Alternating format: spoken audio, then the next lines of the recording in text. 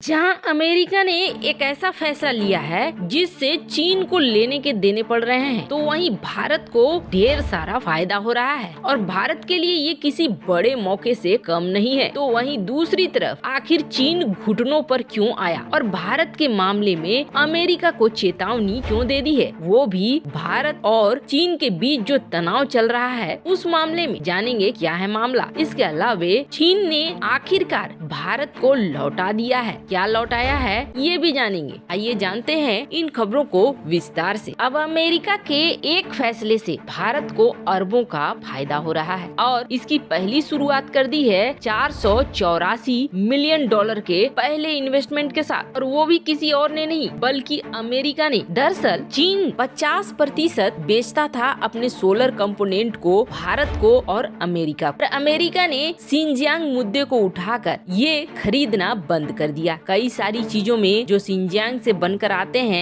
America ने ban लगाया और उसमें ये एक सोलर कंपोनेंट वाला सेक्शन भी शामिल था जिसमें भारत भी 50% खरीदता है और करीब वैसा ही अमेरिका भी खरीदता था चीन के साथ। तो जहां अमेरिका ने ये कह दिया कि हम सोलर कंपोनेंट नहीं खरीदेंगे, तो वहीं भारत ने भी इम्पोर्ट ड्यूटी बढ़ा दी। अब इम्पोर्ट ड्यूटी बढ़ाने की वजह से जो सोलर कंपोनेंट चीन से भारत को बिकते थे वो अब बिकने कम होने लगे। अब आप सोचेंगे कि आखिर इतना ज्यादा खरीदने वाले देश ऐसा कर रहे हैं तो ये तो बड़ी मुश्किल हो जाएगी, लेकिन भारत ने इसका तोड़ निकाल लिया और भारत ने ऐसा कर दिया है कि 2022 यानी इसी साल से सोलर कंपोनेंट के इतना ज्यादा प्रोडक्शन होंगे कि आने वाले समय में भारत ही एक्सपोर्ट करेगा और इसमें कोई और नहीं बल्कि अमेरिका कर रहा है भारत की मदद। अमेरिका जो भी कंपोनेंट्स चीन की तरफ से खरीदता था वो सारे अब भारत की तरफ से खरीदेगा। इसके लिए फर्स्ट सोलर नाम की अमेरिकन कंपनी ने भारत में 484 मिलियन डॉलर का निवेश भी कर दिया है। अब उइगर मुस्लिमों पर जिस तरीके से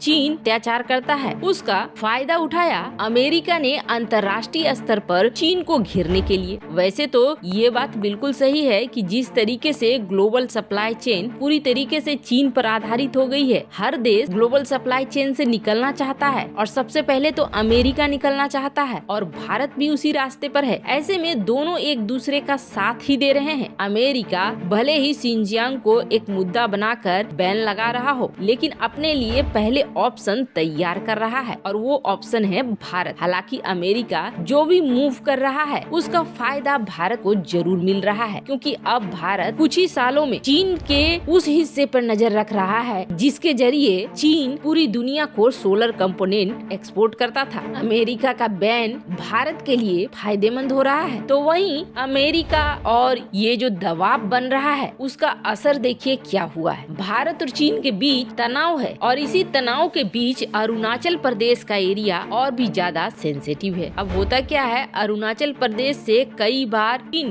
भारतीयों को अगवा कर लेता है, उठा लेता है और चीन ये कह देता है कि ये हमारे क्षेत्र में घुसपैठ कर रहे थे, क्योंकि अरुणाचल प्रदेश के कई हिस्सों पर वो अपना दावा ठोकता है और इस दावे को बनाए रखने के लिए कि हाँ हम अरुणाचल प्रदेश पर अपना दावा ठोकते हैं, इस तरह की हरकत चीन करता रहता है। ऐसे में एक भारतीय लड़के को फिर से चीन की पीएलए ने पकड़ लिया, लेकिन जब ये सवाल किया जाने लगा कि कहाँ गया वो, तो चीन ने शुरुआती समय में जवाब देने से मना कर दिया और ये कहा कि ये तो हमारा इलाका है, हमें नहीं पता है। बस एक लाइन ऐसी कही जो लाइन चीन की मोनोपोली को दिखा रही थी, जिसमें उसने ये कहा हम तो यही चाहेंगे हमारे बॉर्डर के आसपास इस तरह का काम न हो, कोई भी हमारे यहाँ घुसपैठ न कर सके। जिससे ये तो समझ में आ गया कि 17 साल का भारतीय मीराम तरोम पीएलए के हाथ लगा हुआ है। अब बॉर्डर के इलाके से ये लड़का गायब हुआ। इसके बाद कोहराम मचा अरुणाचल प्रदेश की राजनीति में और ये बात केंद्र तक भी पहुंची। केंद्र ने तुरंत आर्मी को ऑर्डर दिया और आर्मी ने बात करना शुरू किया पीएलए से। पहले तो ये नकारते रहे, ये कहते रहे हम देखेंगे ऐसा कुछ है कि नहीं है। तब ऐसा लगा था जैसे कि शायद पीएलए मना कर दे, पर इसके विपरीत भारत को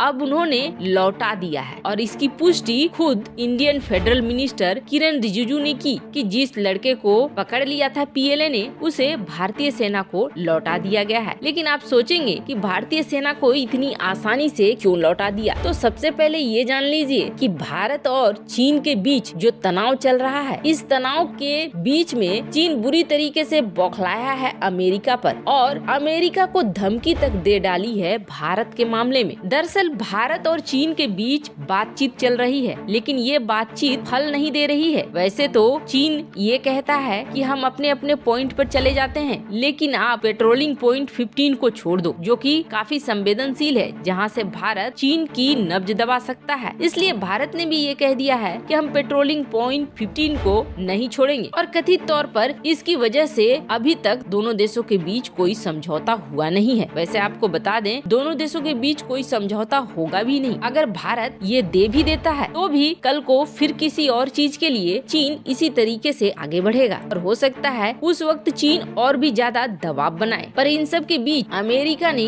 एक बयान दिया, और अमेरिका ने ये कहा कि चीन अपने पड़ोसियों को परेशान कर रहा है, और भारत और चीन के बीच जो तनाव चल रहा है, अमेरिका उस चीज को ध्यान दे रहा है। और अमेरिका समझ रहा है कि अगर ये हालात और बिगड़े तो अमेरिका को इंटरफेयर करना पड़ सकता है। अब इससे चीन को बुरी तरीके से मिर्ची लगी। एक तो चीन को घेरने के लिए सिंजियांग में आगे बढ़ रहा है अमेरिका, वहीं दूसरी तरफ डिप्लोमेटिक तौर पर ओलंपिक का बहिष्कार कर रहा है। अब इसके डिप्लोमेटिक बहिष्कार का असर ये हो रहा है कि कई ऐसे देश हैं जो अमेरिका की वजह से चीन का डिप्लोमेटिक बहिष्कार कर रहे हैं, और चीन इस मौके का फायदा उठाना चाह रहा था कि वापस से पूरी दुनिया में अपने नाम को सही करे, लेकिन वो कर नहीं पा रहा है। तो चौतरफा अमेरिका घेरना चाह रहा है चीन को। ये बात चीन अच्छे से समझ रहा है। ऐसे में चीन ने ये कहा है, वो भी अमेरिका को धमकाते हुए, कि अमेरिका आजकल बहुत ही ज्यादा चीन विरोधी काम कर रहा है, और चीन विरोधी काम अमेरिका को नहीं करना चाहिए। जहाँ तक हमारी और भारत की बात है, तो हम दोनों की बातें चल रही हैं, और जो भी बातचीत हो रही है, मीटिंग का दौर चल रहा है, वो पॉजिटिव रहा है। हम दोनों देश इतने समझदार हैं कि हम लोग आपस में ही बातचीत करके अपने मुद्दे को सुलझा सकते हैं। हमें अमेरिका जैसे किसी देश की जरूरत नहीं है। चीन सीधे सीधे ये कह रहा है कि भारत के साथ जो सीमा का विवाद है, उसमें हम किसी तीसरे पक्ष के हस्तक्षेप का